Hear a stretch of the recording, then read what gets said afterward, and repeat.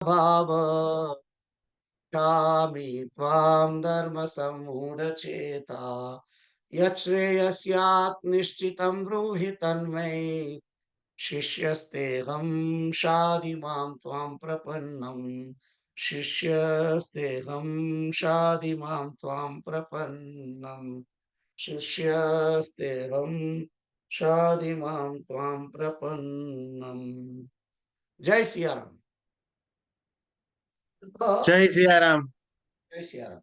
તો આપણે 18મો અધ્યાય ચાલે છે અને એમાં આપણે વાત ચાલતી હતી મન મના ભવ મદ ભક્તો મધ્યાજીમામ નમસ્કુરુ મામે વૈશ્યસી સત્યમ તે સત્યમ તે પ્રતિજાને પ્રતિજાને પ્રિયોસી મે. તો આ શ્લોક જે છે એ આજ્ઞાનો શ્લોક છે.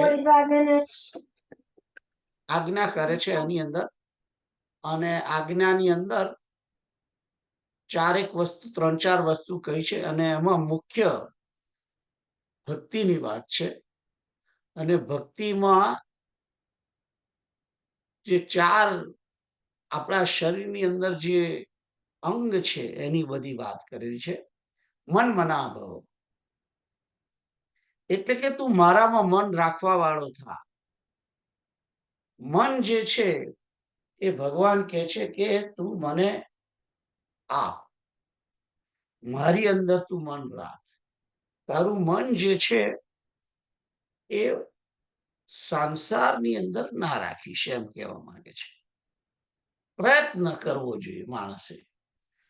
મનને 24/7 જ્યારે માણસ પરમાત્માની અંદર રાખવા પ્રયત્ન કરે છે એટલે રાખી શકતો નથી. પહેલી વાત તો એ છે. કારણ કે જો ભગવાનની અંદર મન હોય પૂરેપૂરું 24/7, એક સેકન્ડ જો એનું મન હોય પરમાત્માની અંદર, તો મારું હું એવું માનું છું, મે બી આઈ એમ રોંગ, કારણ કે મને હું કઈ 24/7 અને 60 મિનિટ્સ અવર અને 60 સેકન્ડ અ મિનિટ એવી રીતે હું મન રાખી શકતો નથી.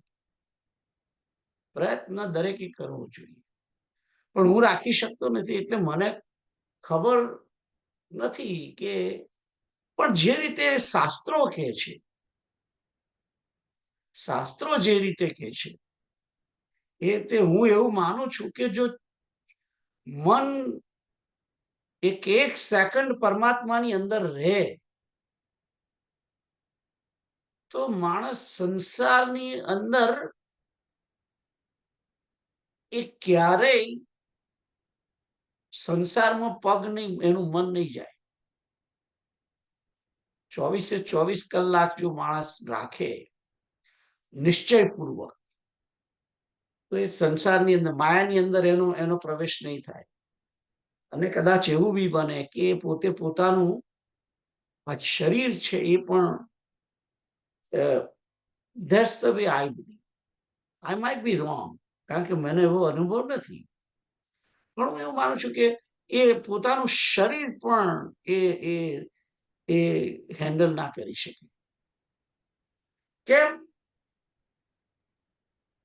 કારણ કે ભાગવતની અંદર એવા મેં જોયા છે શ્લોકો જેમાં કહે છે કે જ્યાં પરમાત્મા છે ત્યાં આગળ માયા રહી શકતી નથી. પરમાત્મા જ્યાં છે, જ્યાં પરમાત્માનો નિવાસ છે, ત્યાં આગળ માયા રહી શકે, માયા પ્રવેશ નથી કરી શકતી. અને જ્યારે માયા પ્રવેશ નથી કરી શકતી એ સમયે એ વ્યક્તિ ની આજુબાજુ, કારણ કે જે બીજા બધું જે છે, શરીરની સાથેના સંબંધીઓ, શરીરની ઇન્દ્રિયો, બુદ્ધિ, આ બધું જે મન, એ બધા માયાના છોકરા છે. એ માયાથી ઉપજેલું છે.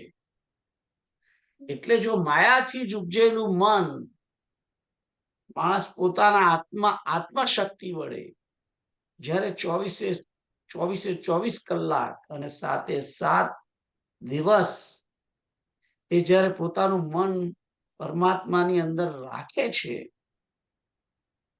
ત્યારે એ પોતાનું એ વ્યક્તિ એ સંસારની અંદર એ પ્રવેશી શકતો નથી. એટલે જે અવધૂત જેવી દશા, અને અવધૂત જેવી દશા કેવી દશા એ ખરેખર તો તમારે જો જાણવું હોય તો ઋષભદેવ, ભગવાન ઋષભદેવ જે રીતે શ્રીમદ ભાગવતની અંદર એનો આખો અધ્યાય છે કે જ્યારે ઋષભદેવે ભગવાનની અંદર મન જોડ્યું કન્ટિન્યુઅસ નોન સ્ટોપ, તો તે સમયે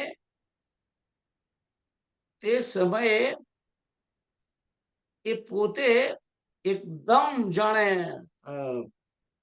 સંસારનો કોઈ કેર ના હોય એ રીતે. અને તમે એ વાત છોડો, ઋષભદેવની વાત છોડો, જુઓ સુખદેવજી જ્યારે ભાગવત પૂરું થયું અને સુખદેવજીએ ભાગવત પૂરું કર્યું અને સુખદેવે કહ્યું કે તું હે પરીક્ષિત, હવે તારું મન પરમાત્માની અંદર જોડી દે.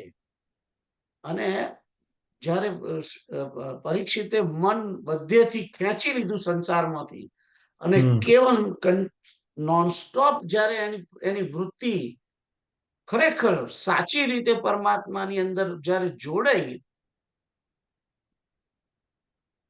તે સમયે પેલો સાપ ત્યાં હોવા છતાં પરીક્ષિતની નજીક ના આવી શકે.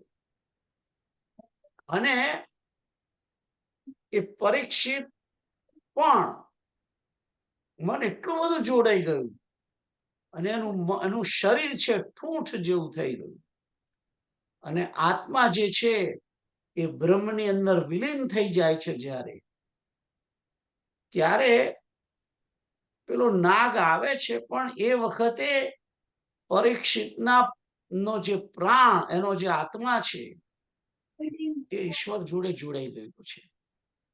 અને ઈશ્વર જોડે જોડાઈ ગયેલો હોવાને કારણે એ શરીર, કારણ કે પરમાત્મા તો સર્વવ્યાપક છે ને, પરમાત્મા સર્વવ્યાપક હોવાને કારણે પરીક્ષિતનો આત્મા પણ સર્વવ્યાપક થઈ ગયો. પરમાત્માની જ્યારે જોડે જોડાઈ ગયો, રૂલી એનું મન જોડાઈ ગયું, તે જ સમયે એનો આત્મા પણ જોડાઈ જાય છે. અને જોડાઈ જાય છે તે સમયે એ આત્મા ને આ શરીર હેન્ડલ નથી કરી શકતું અને આત્મા શરીરની બહાર નીકળી જાય છે. શરીરની બહાર નીકળવાને કારણે એ શરીર છે એ નિર્જીવ થઈ જાય છે. ત્યાર પછી પેલો નાગ જે છે એ કરડે છે, મૃત શરીરને કરડે છે. અને આખું શરીર, આખું એનું જે પરીક્ષિતનું શરીર છે એકદમ સળગી ઉઠે છે. ભાગવતની અંદર 13મા અધ્યાયની અંદર કેવી રીતે પરીક્ષિતની ગતિ થઈ છે એ બતાવેલું છે. એના કારણે મને એવો આઈડિયા આવે છે કે જો માણસ આ રીતે મન રાખે પરમાત્માની અંદર, તો એ શરીર રાખવાને શક્તિમાન થતો નથી. પોતાનું શરીર પણ એ રાખી શકતો નથી, કારણ કે એને જો મન પૂરેપૂરું કોન્સન્ટ્રેટેડ થઈને જો એને લગાડ્યું પરમાત્માની અંદર, કારણ કે આત્મા પરમાત્મા પણ અંદર જ છે ને, બે જણ છે જોડે અંદર. જે મેં તમને પહેલા કહેલું છે કે આ શરીરની અંદર બે પક્ષીઓ રહેલા છે, એક આત્મા અને પરમાત્મા. અને જે રીતે આ શરીર ની અંદર આત્મા રહેલો છે, એ રીતે આપણો આત્મા શરીર તરીકે, અને એ આત્માની અંદર પેલો પરમાત્મા આત્મા સ્વરૂપે રહેલો છે. એટલે જે પરમાત્મા છે એ એટલો બધો નજીક છે આત્માની, અને એ મન જ્યારે એ કોન્સન્ટ્રેટલી જોડાઈ જાય છે, ત્યારે જેમ બે દીવા જોડે કરણ કેવો એક જ જ્યોત થઈ જાય છે. તમે જોઈ છે ને? તો મેં પહેલા એક વખત બતાવી હતી તમને લોકોને કે બે દીવા સળગાયેલા હોય અને બે બે મીણબત્તીઓ તમે લઈને આમ ભેગી કરો સરકતી, તો બે જુદી જુદી જ્યોત ના હોય, એક જ જ્યોત હોય. એની આત્મા પરમાત્માની અંદર પ્રવેશી જાય પછી એ પેલી જે આત્મા છે એ જોડાઈ ગયેલો હોવાને કારણે એ પછી શરીરની અંદર પ્રવેશી ના શકે. એટલે એ રીતે હું તમને કહું છું કે પણ આપણું કેવું છે, ભગવાન અહીં એમ કે છે કે તું મારામાં મન વાળો થા. આપણે પ્રયત્ન કરવાનો છે મન પરમાત્માની અંદર રાખવા માટે. મન રહેવાનું નથી, પણ પ્રયત્ન તો ઓનેસ્ટ કરવો જોઈએ આપણે. ભગવાન પોતે કે છે કે મન મના ભવ, તું મારામાં મન રાખવા વાળો છે. 24 કલાક નહીં તો 3 કલાક, 3 કલાક નહીં તો 2 કલાક, 1 કલાક, અડધો કલાક મન કે છે કે તું મારામાં રાખ. એટલે મનને પરમાત્માની અંદર રાખવાની પ્રેક્ટિસ કરવી જોઈએ. આ પહેલી આજ્ઞા છે. અને બીજું છે મારો ભક્ત બન. ભક્ત જે છે, અહીં મેં ગઈ વખતે પણ તમને કહ્યું હતું કે ભક્તિ જે છે નિશ્ચય એમાં હોવો જોઈએ. નિર્ણય શક્તિ કાચી હોય તો પછી નિર્ણય શક્તિ જ્યારે માણસની કાચી હોય છે અને આત્મબળ, જેને આપણે ઘણા આત્મબળ પણ કહે છે, એ નિર્ણય શક્તિ જો કાચી હોય તો એ મનને પરમાત્માની અંદર રાખી નહીં શકે. એટલે અહીં આગળ જયારે મારો ભક્ત બન, મદભક્તો કે છે, ત્યારે એ બુદ્ધિનું જ છે મુખ્ય, કે મારો ભક્ત ક્યાં બન, એટલે કે તું મારી જોડે જોડાઈ જા અને નિર્ણયપૂર્વક જોડાઈ જા. તારી બુદ્ધિ પણ મારી અંદર પરોવી દે, એમ આનો હું અર્થ કરું છું. મારો ભક્ત બન. ભક્તના લક્ષણો તો ઘણા 12મા અધ્યાયની અંદર કહેલા છે, પણ ધ વે આઈ સી કે બુદ્ધિને પણ જોડવાની છે. કારણ કે 9મા અધ્યાયમાં એક જગ્યાએ કહ્યું છે મય્યેવ મનાધત્સ્વ મયી બુદ્ધિમ નિવેશય. એ પણ 9માં જ કહેલું છે કોઈ જગ્યાએ. એ તમને કહું કે આ છે, આપણે ગઈ વખતે બતાવ્યું હતું મેં તમને, રાઈટ? મય્યેવ મનાધત્સ્વ મયી બુદ્ધિમ નિવેશય.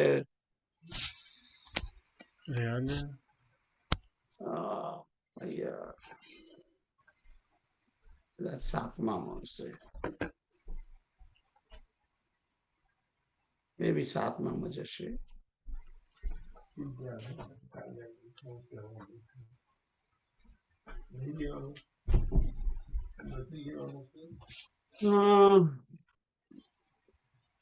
મય્યેવ 12નો 8મો.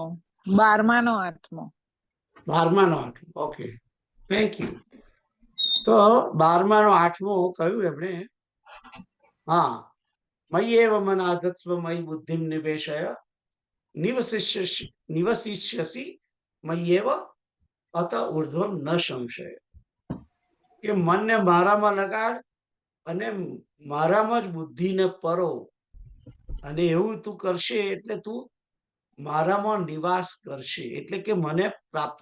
અહીં નિવસિષ્યસી અને આ જે શ્લોકની અંદર મામ આઈષ્યસી, એ બંને એક જ છે કે તું મને પ્રાપ્ત થઈશ. એટલે જે 12નો 8મો જે છે શ્લોક, એમાં મય્યેવ મનાધત્સ્વ જે છે એ અહીં આગળ મનમાં ના ભવ, અને મદભક્તો છે એ મયી બુદ્ધિમ નિવેશય. જે 12મા અધ્યાયમાં 12મા અને 8માં કહ્યું મયી બુદ્ધિમ નિવેશય. કારણ કે એ બે કરવાથી જ સીધું જ નીચે 12મા અને 8માં કહ્યું કે નિવસિષ્યસી મય્યેવ, તું એનાથી મારામાં જ કે છે તું નિવાસ કરીશ, કે મને જ પ્રાપ્ત થઈ જઈશ. અને એ જ ભાવ અહીંયા આગળ મામ એવ આઈષ્યસી એ રીતે કહ્યું છે. મામ એવ ઐશ્યસી એટલે કે તું મને જ પ્રાપ્ત થઈશ. તો ઐશ્યસી જે શબ્દ છે એ બંને જગ્યાએ છે, 12મા 8મો છે અને આ 18ના 65માં પણ છે. એટલે માટે હું તમને કહું છું કે આ મત ભક્તો જે છે એની અંદર બુદ્ધિનું જ મેઇન છે. પછી મદ્યાજી જે છે, મત યાજી, યજન કરવું. અહીં આગળ યજન જે છે એ મન, વચન અને કર્મથી થાય. મન, વચન અને યજન એટલે કે પૂજા, પૂજન, યજ્ઞ કરવો. યજ્ઞ કરવો એને પણ યજન કે, પૂજા કરવી એને પણ યજન કે. તો યજન જે છે એ યજન જે છે તે મન વડે પણ થાય, વાણી વડે પણ થાય અને ઇન્દ્રિયો વડે પણ થાય. એટલે જો આપણે તમે યાદ કરો કે માનસી પૂજા હોય છે, માનસી પૂજા હોય છે ને, એટલે મન વડે પણ પૂજા થાય, વાણી વડે પણ પૂજા થાય. એટલે આપણે શિવ મહિમ્ન સ્તોત્રમાં ઇત્યેષા વાંગ્મયી પૂજા શ્રીમદ શંકર પાદયો અર્પિતા તેન દેવેશ પ્રિયતામ મે સદા શિવ. રાઈટ? એ વાણી એટલે વાણી વડે પણ પૂજન થઈ શકે. જ્યારે હું તમે વિષ્ણુ સહસ્ત્ર નામનો પાઠ કરીએ છીએ એ વાણીનું પૂજન છે. અને કર્મથી, કર્મ એટલે કે કર્મેન્દ્રિયો વડે પૂજન, અથવા તો જ્ઞાનેન્દ્રિયો વડે પણ પૂજન થઈ શકે, પણ કર્મેન્દ્રિયો, હાથ વડે પૂજા કરો, પગ વડે પ્રદક્ષિણા કરો, એ બધી પૂજા છે એ કર્મેન્દ્રિયની પૂજા છે. અને ચોથું કહ્યું છે મામ નમસ્કુરુ, મને નમસ્કાર કર. હવે અહીં જયારે કહે છે મને નમસ્કાર કર, ત્યારે મને તમને એમ થાય કે ભગવાન અહીં ક્યાં છે? અત્યારે કૃષ્ણ આપણી સમક્ષ છે જ નહીં, તો કોને નમસ્કાર કરીશું? તો કૃષ્ણ ક્યાં છે એ પેલું તો ધ્યાનમાં રાખવું પડે. કોઈને નમસ્કાર કરવાના હોય તો જે વ્યક્તિને નમસ્કાર કરવાના હોય એ સામે હોય એને કરાય. તો દરેકની અંદર પરમાત્મા વસેલો છે એમ સમજીને સર્વને નમસ્કાર કરવા. અહીં મામ નમસ્કુરુ નો અર્થ છે એ રીતે લેવાનો છે કે સર્વની અંદર પરમાત્મા બેઠેલો છે. અને એ બેઠેલો જે પરમાત્મા, આમ તો પરમાત્મા ભગવાન નારાયણ કહો કે વિષ્ણુ કહો કે શ્રી કૃષ્ણ કહો, એ સર્વત્ર છે, તમામ જીવોની અંદર પણ છે, તમામ માયિક વસ્તુઓની અંદર પણ છે, જળ ચેતન સર્વત્ર એ જ છે. મને યાદ નથી પણ મેં પહેલા તમને કદાચ કહ્યું હોવું જોઈએ કે આ જગતની અંદર એક તત્વ છે, અને એક તત્વ જે છે તે બ્રહ્મ તત્વ, એ સર્વત્ર છે, જળ ચેતન સર્વની અંદર છે. જ્યારે બે તત્વ કહેવામાં આવે છે ત્યારે બ્રહ્મ અને માયા, જળ અને ચેતન, બે તત્વ પણ છે એમ કહેવાય છે. અને ત્રણ તત્વ પણ કહેવાય છે, બ્રહ્મ, માયા અને જીવ. તો આ ત્રણ તત્વની અંદર પણ ભગવાન રહેલો છે. કારણ શું છે? જીવ પણ પરમાત્માની જ શક્તિ છે, માયા પણ પરમાત્માની શક્તિ છે. અને માયા કારણ કે પરમાત્માએ ધારણ કરેલી છે. તો માયા જે છે એની અંદર પણ પરમાત્મા રહેલો જ છે. કેવી રીતે? તો જેવી રીતે માયા તો શક્તિ છે ને. હવે જુઓ, અગ્નિ લો તમે, અગ્નિ બે શક્તિ છે. અગ્નિ જે છે એની અંદર બે શક્તિ છે. કઈ શક્તિ? એક તો દાહક શક્તિ છે, ગરમી એની દાહક, અને પ્રકાશ, બે શક્તિ છે. રાઈટ? હવે એ બંને શક્તિને સાથે રાખે છે એટલે એને અગ્નિ કહેવાય. જો પ્રકાશ ના હોય તો એને અગ્નિ કહેવાય ના. અને દાહકતા ના હોય તો એ પણ એને અગ્નિ ના કહેવાય. ખ્યાલ આવ્યો? એટલે શક્તિ જેમાં છે એને જ શક્તિમાન કહેવાય. એવી રીતે પરમાત્માની અંદર જ આ જીવ શક્તિ પણ છે અને માયા શક્તિ પણ છે. જો પરમાત્માની અંદરથી માયા શક્તિ કરે તો એ કારણ કે જેમ જેમ અગ્નિની અંદર પ્રકાશ એની શક્તિ છે અને દાહકતા એની શક્તિ છે અગ્નિની, અને એટલે એ બે ની અંદર અગ્નિ, એ બે છે એટલે અગ્નિ છે. એમ આમ તો એવું નથી કહેવા માંગતો કે ભાઈ માયા છે એટલે પરમાત્મા છે, નહીં, પણ બ્રહ્મ છે એટલે પેલી માયા છે. એ અગ્નિ છે એટલે એની અંદર દાહક પણ શક્તિ પણ છે અને પ્રકાશ પણ છે.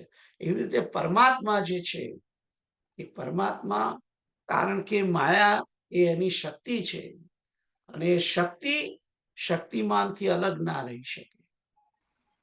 એટલે અગ્નિની પ્રકાશની શક્તિ અને દાહક શક્તિ એ બે શક્તિ અગ્નિની છે.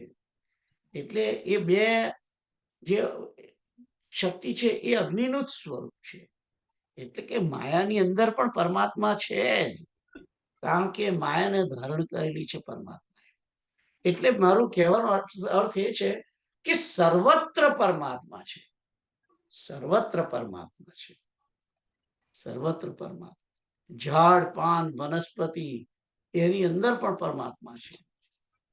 એટલે આ પરમાત્મા સર્વત્ર રહેલો છે એમ સમજીને સર્વને પ્રણામ કરવા, નમસ્કાર કરવા એ કહે છે. એટલે કે ભગવાન બેઝિકલી એમ પણ કહે છે કે તું તારી દ્રષ્ટિ જે છે એ દ્રષ્ટિ એવી રાખ કે તને સર્વત્ર મારું દર્શન થાય.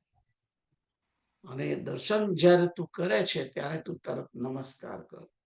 એટલે કે નમસ્કાર, કે જ્યારે આપ માણસ નમસ્કાર કરે છે એનો અર્થ કે અમે તમને નમક હલાલ રહીશું, અમે તમને તમારી સાથે પ્રામાણિક રહીશું. એ રીતે હું તમારી સાથે વફાદાર રહીશું. વફાદાર શબ્દ વંદન માટે છે, પ્રણામ શબ્દ પ્રામાણિકતા માટે છે અને નમઃ શબ્દ નમક હલાલ છે. એટલે કે વફાદારી, પ્રામાણિકતા અને નમક હલાલ, આ ત્રણેય એક પર્યાયવાચી શબ્દ નમસ્કારના છે.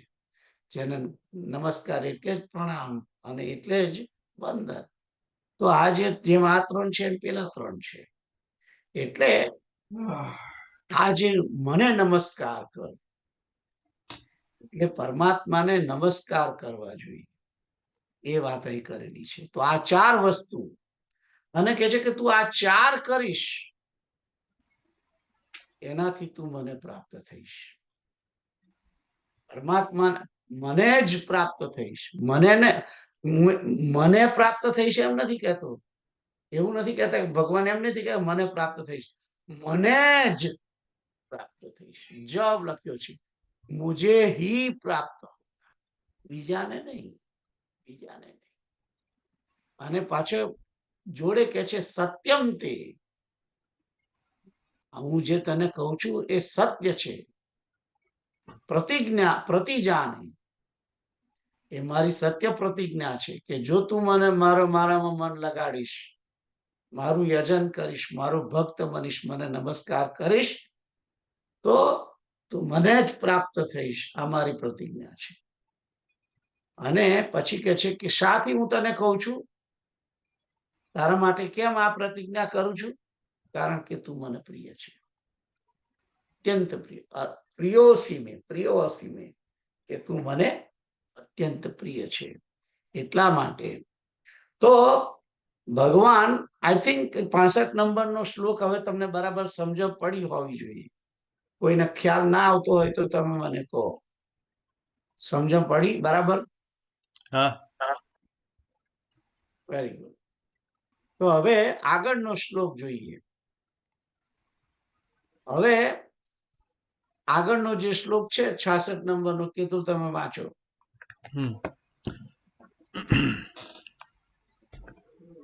સર્વધર્માન પરિત્યજ્ય મામેકં શરણં વ્રજ અહં ત્વા સર્વ પાપેભ્યો મોક્ષયિષ્યામિ મા શુચઃ. તો અહીં આગળ 3-4 વસ્તુ કહી છે. સર્વધર્માન, સર્વધર્માન આપણે જે છે, આપણે અહીં કહે છે કે સર્વધર્માન પરિત્યજ્ય. ત્યજી, ખાલી ત્યજી નથી દેવાના, પરિત્યજ્ય એટલે પૂરેપૂરા ત્યજી દે. સર્વધર્મ, તારા બધા જ ધર્મોને તું છોડી દે. સર્વધર્માન પરિત્યજ્ય. હવે અર્જુનને મૂળ શું છે? એને ધર્મ, રાજ ધર્મ નડે છે, એને ક્ષત્રિય ધર્મ નડે છે, અને એવા અનેક જે ધર્મો છે, માતાનો ધર્મ, પિતાનો ધર્મ, રાઈટ, અને પત્નીનો ધર્મ, પુત્રોનો ધર્મ, પૌત્રોનો ધર્મ, આપણે બધાને આ બધા ધર્મો હોય છે. એટલે કે છે કે માનવ ધર્મ, માનવ ધર્મ એટલે કે એક મનુષ્ય બીજા મનુષ્યને, બીજા પ્રાણીને મદદ કરે, માનવ ધર્મ.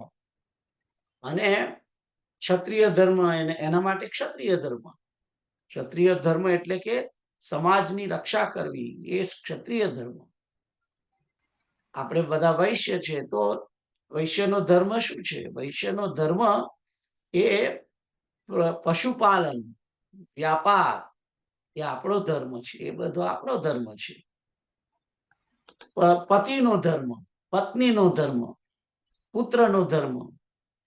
પુત્રનો ધર્મ એટલે કે જો આપણે છોકરાઓ હોય તો એ છોકરાને આપણે લાલન પાલન કરવું, એને મનુષ્ય બનાવવું, અને એને પોતાની કક્ષા સુધી લઈ જવું. પોતાની કક્ષા એટલે કે 18-21 વર્ષનો, 20 વર્ષનો એ બની જાય, અને એને જેમ આપણે ગૃહસ્થ થયા એમ એ છોકરો પોતાનો પુત્ર કે પુત્રી હોય એ ગૃહસ્થ ધર્મની અંદર જાય ત્યાં સુધીનો પુત્ર કે પુત્રિકા ધર્મ. પત્નીનો ધર્મ, પત્નીનું રક્ષણ કરવું, પત્નીનું પાલન પોષણ કરવું, એ પત્નીનો ધર્મ. પિતાનો ધર્મ, મા બાપ હોય તો મા બાપની સેવા કરવી, આ બધા મા બાપ એ પિતા ધર્મ, પિતાનો ધર્મ વ્યક્તિનો. એવી રીતે જે કઈ સંબંધો છે એ તમામ સંબંધ, મિત્રનો ધર્મ, ભાઈનો ધર્મ, ભગીની ધર્મ, આ બધા ધર્મો છે દરેકના પોતપોતાના. અને એ માણસ આ બધા ધર્મોની અંદર ગૂંચવાયેલો છે. માણસ આ તમામ ધર્મોની અંદર ગૂંચવાયેલો છે, હું તમે બધા જ. અને આપણે જે કઈ કર્મ કરવા માંગીએ છીએ એની અંદર, કારણ કે અનેક ધર્મોનું પાલન કરીએ છીએ આપણે એકી સાથે. પત્નીનો ધર્મ પણ પાળવવાનો હોય, મા બાપનો ધર્મ પણ પાળવવાનો હોય, પુત્રોનો ધર્મ પણ પાળવવાનો હોય. એટલે મનુષ્ય ને આ એના જે સંબંધો જે છે એ દરેક પોતપોતાની બાજુ ખેંચે છે. દરેક પોતપોતાના સંબંધ માટે ખેંચે છે. એટલે કે બધા એમ કે છે કે તું અમારી જોડે જે ધર્મ છે એ તું એનું તું પાલન કર. તમામ સંબંધો. રંજન એમ એક્સપેક્ટેશન કરે કે એ પતિ, યોગેશભાઈ પતિ ધર્મ પાલન કરે.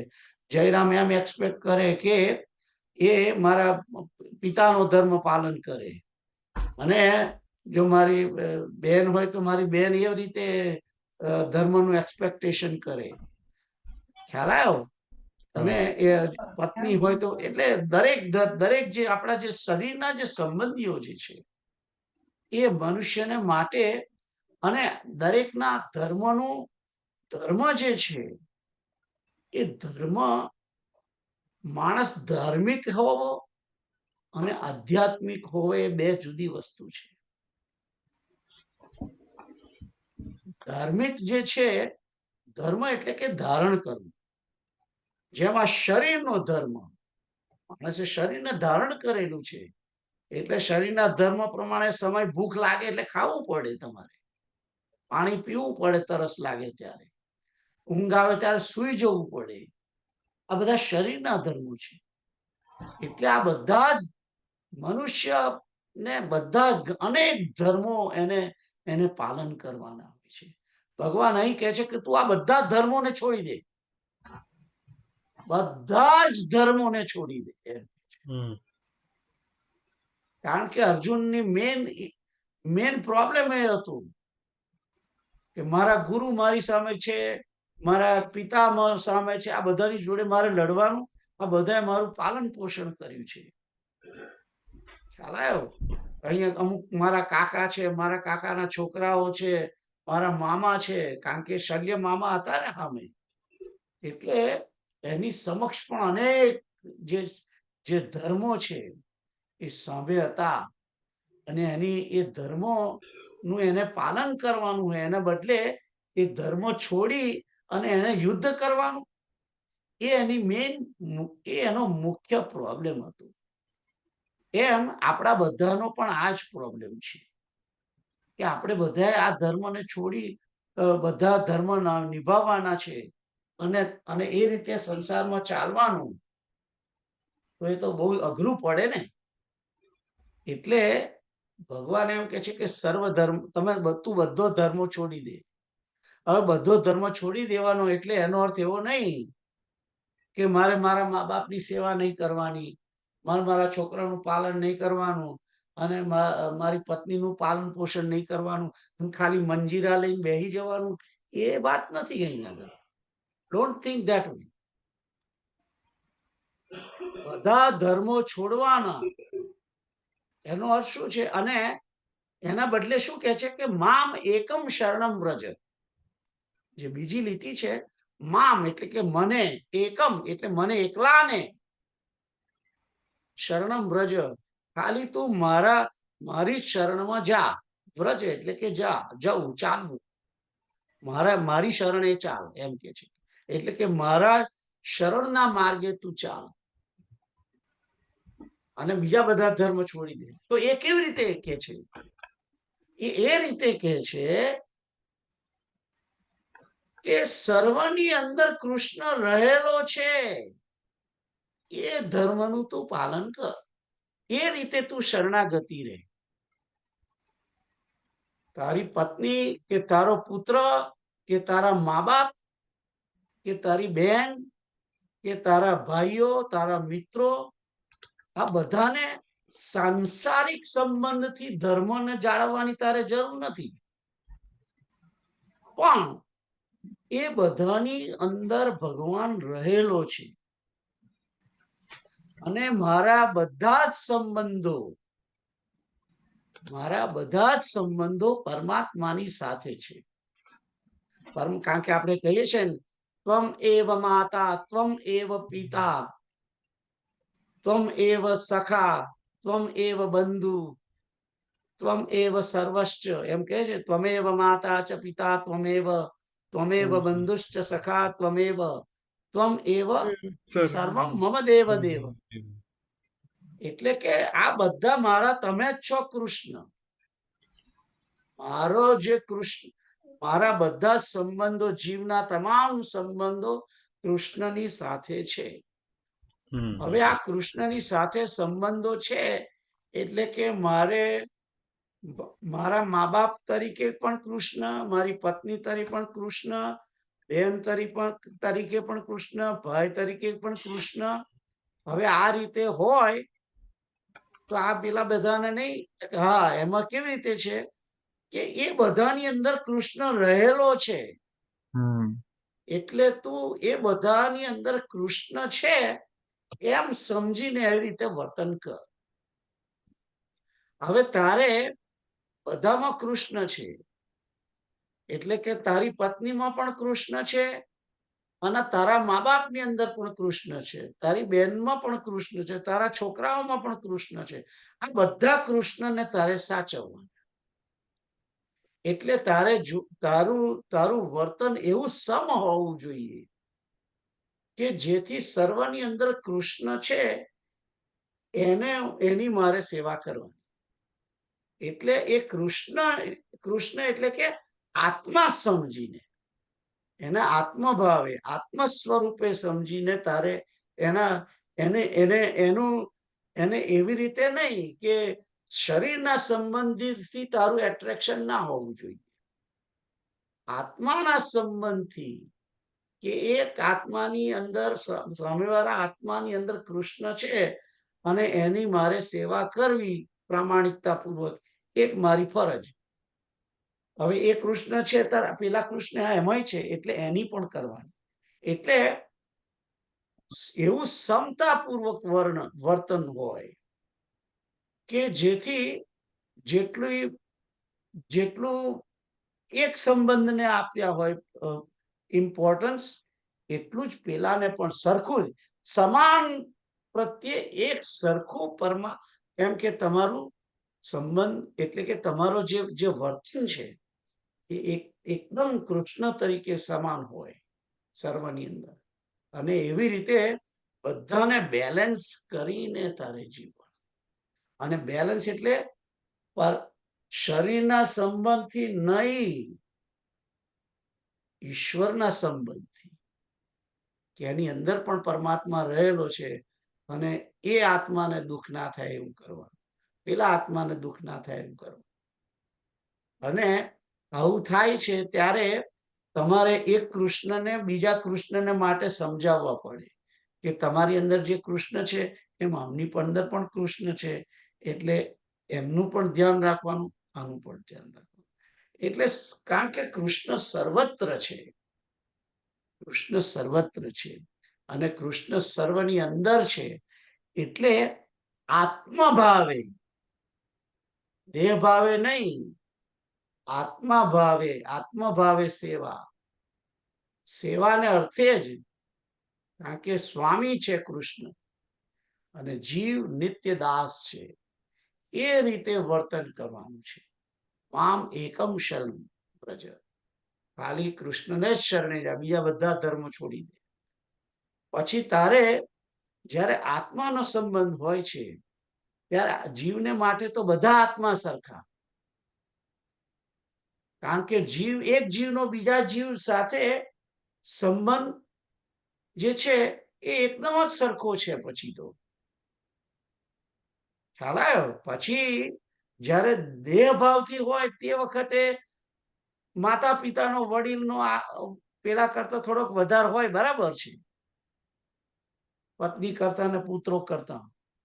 પણ જ્યારે હું એ દેહના સંબંધથી વધારે હોય, પણ જ્યારે હું આત્મભાવે જોઉં છું ત્યારે બધા જ આત્મા સરખા, તમામ આત્માઓ એ જીવ તરીકે તમારે જોવાના છે.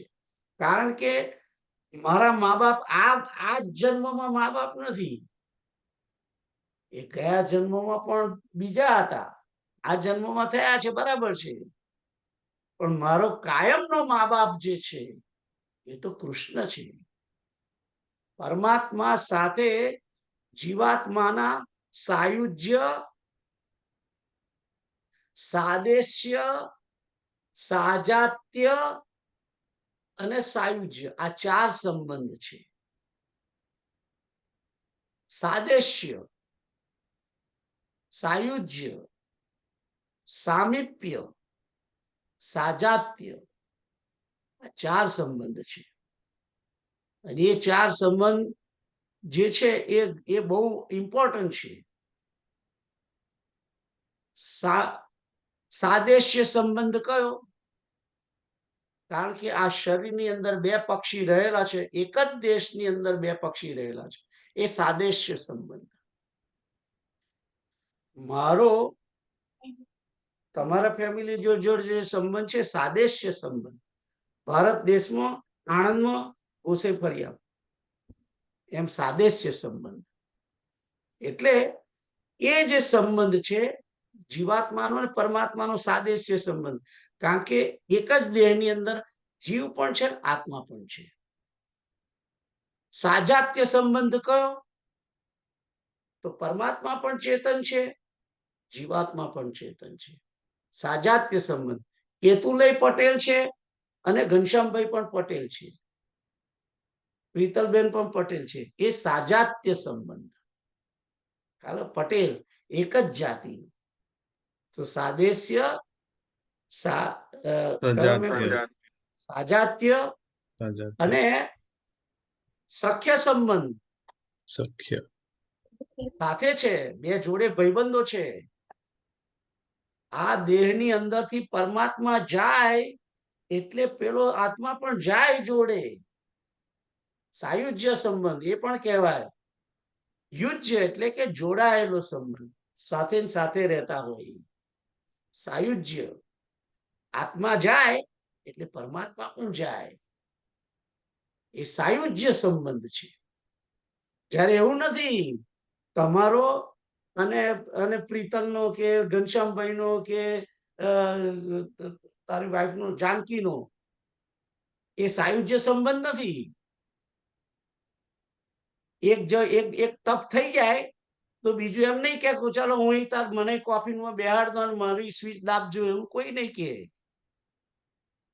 ખ્યાલ આવ્યો? એ સાયુજ્ય નથી. એક જીવાત્માનો બીજા જીવાત્મા જોડે સાયુજ્ય સંબંધ છે જ નહીં.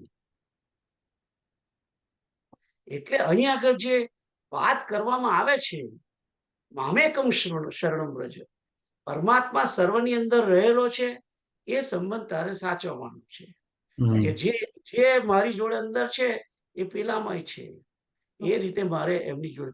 પણ દેહની જોડે દેહ ગણીને સાયુજ્ય સાદેશ્ય ના કહેવાય કે ભાઈ અમારે એક ઘરમાં રહીએ છીએ અમે, બરાબર છે, પણ એ તું દેહની ગણી તરીકે ગણો છે, સાયુજ્ય તરીકે નથી.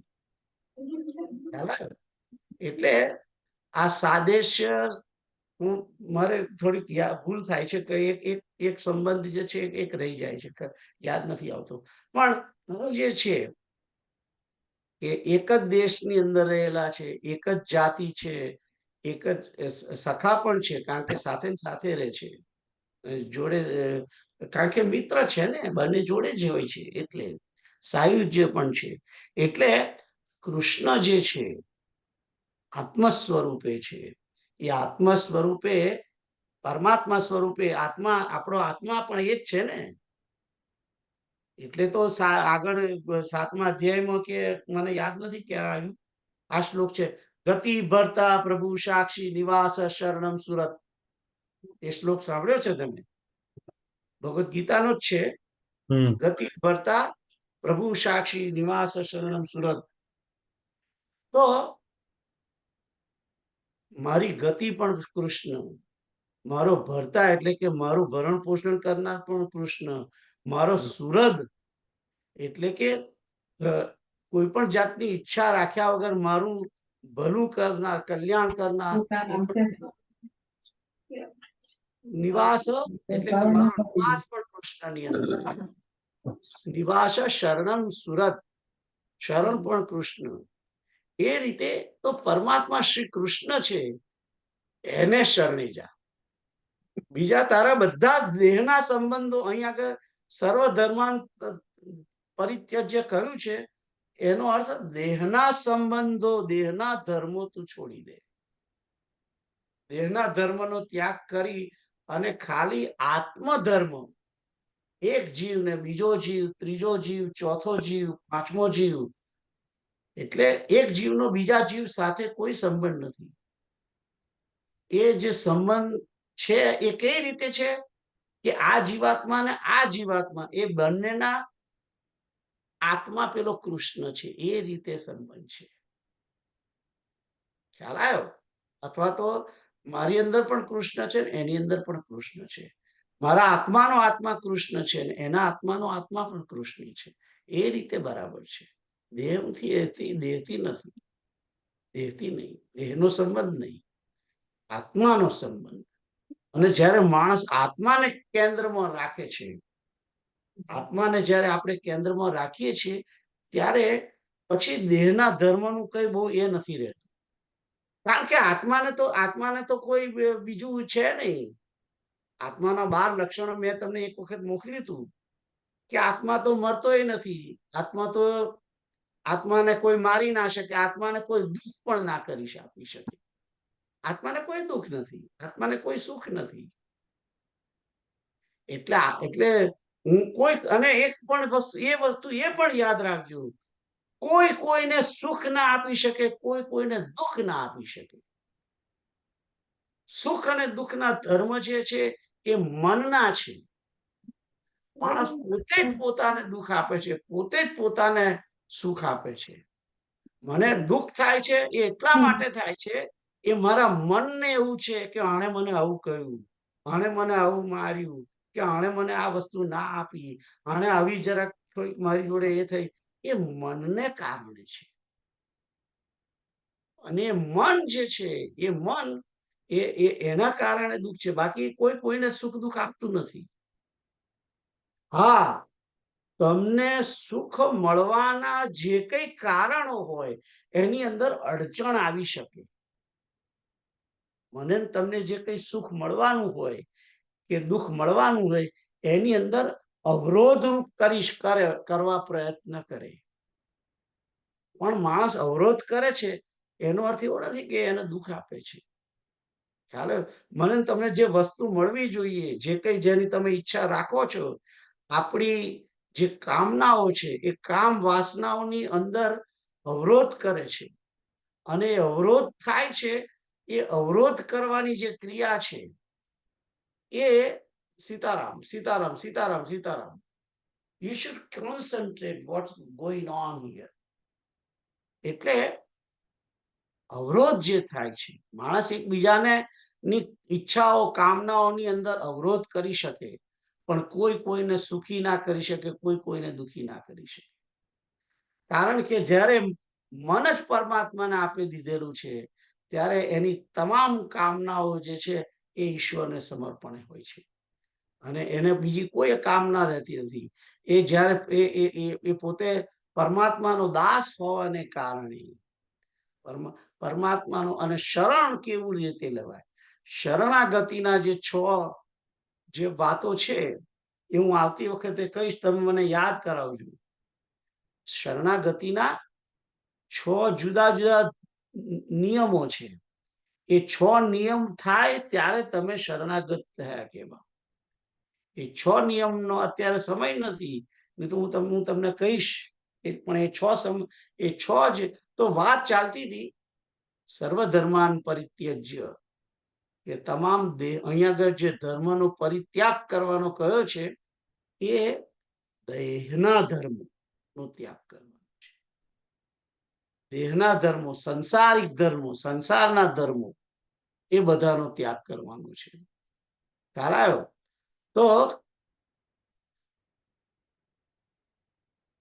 એ ત્યાગ કરવાનો, અને કેવલ આત્મધર્મ, પરમાત્માનો ધર્મ, શ્રી કૃષ્ણના પ્રતિનો જે ધર્મ છે શરણાગતિનો, કૃષ્ણનો મારો તમારી સાથે કયો ધર્મ છે? દાસ અને સ્વામીનો ધર્મ છે. પરમાત્મા શ્રી કૃષ્ણ, શ્રી હરિ, જેને રામ કહો કે શિવ કહો, એ જ આપણા બધાના સ્વામી છે. અને આપણે બધા જ પરમાત્માના નિત્ય દાસ છે. નિત્ય દાસ કેવી રીતે, પ્રશ્ન તમે કરજો મને નેક્સ્ટ ટાઈમ, હું તમને એનો પણ જવાબ આલીશ. નિત્ય દાસ કેવી રીતે છે? બધા જ રામના દાસ છે. રામ એટલે શું? રામ એટલે શું? રામનો અર્થ જ આનંદ છે. રામ જ એટલે, અને આપણે બધા આનંદના જ દાસ છે. આનંદ, સુખ કોને નથી જોઈતું? આનંદ.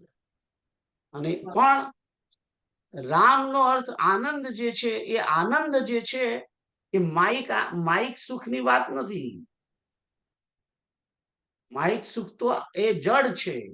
અહીં ચેતન આનંદ જે છે એ ચેતન હોય છે, અને એ નિત્ય હોય છે. એ એકવાર મળી જાય પછી, એટલે આપણે બધા એની શોધમાં, એની પ્રાપ્તિ માટે આપણા બધા પ્રયત્નો છે. આખી જિંદગી માણસ જન્મે અને મરતા સુધી એની ખોજ, એની શોધ જે છે આનંદની જ છે.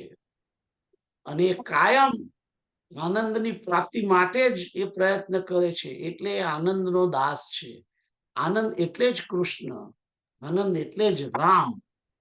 એટલે હું તમને કહું છું કે તમામ જીવો એ કૃષ્ણના સેવક છે એમ પણ કહેવાય. ખ્યાલ આવ્યો? તો આજે આગળ વધારે જતા નથી. તમને કોઈને ક્વેશ્ચન છે અત્યારે જે કહ્યું એમાં? ના ક્વેશ્ચન Question? નો ક્વેશ્ચન. તો આપણે આગળ આગળ જવું નથી. આ જ શ્લોક હજુ આવતી વખતે ફરીથી ડિસ્કસ કરીશું. તમે મને યાદ કરાવજો કે હા શરણાગતિના 5 કે 6 જે મેન એના જે સિદ્ધાંત છે હા કે શું તમે કરો તો તમે શરણાગત કહેવાઓ, એના 5 કે 6 જે છે એ સિદ્ધાંત મારે તમને કહેવાના છે એ આવતી વખત કહીશું. તો અત્યારે અહીંયા આગળ પૂર્ણાહુતિ કરીએ આજના સત્સંગની. શ્રી કૃષ્ણ ગોવિંદ હરે મુરારે, હે નાથ નારાયણ વાસુદેવ. શ્રી કૃષ્ણ ગોવિંદ હરે મુરારે, હે નાથ નારાયણ વાસુદેવ. શ્રી કૃષ્ણ ગોવિંદ હરે મુરારે, હે નાથ નારાયણ વાસુદેવ.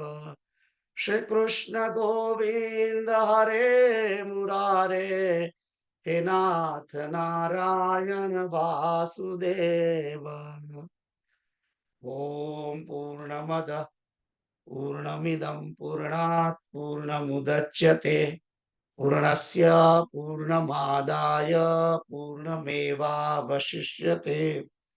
સર્વે ભવन्तુ સુખિનઃ, સર્વે સन्तુ નિરામયા, સર્વે ભદ્રાણિ પશ્યन्तુ, મા કશ્ચિत् દુઃખમાપ્નુયાत्.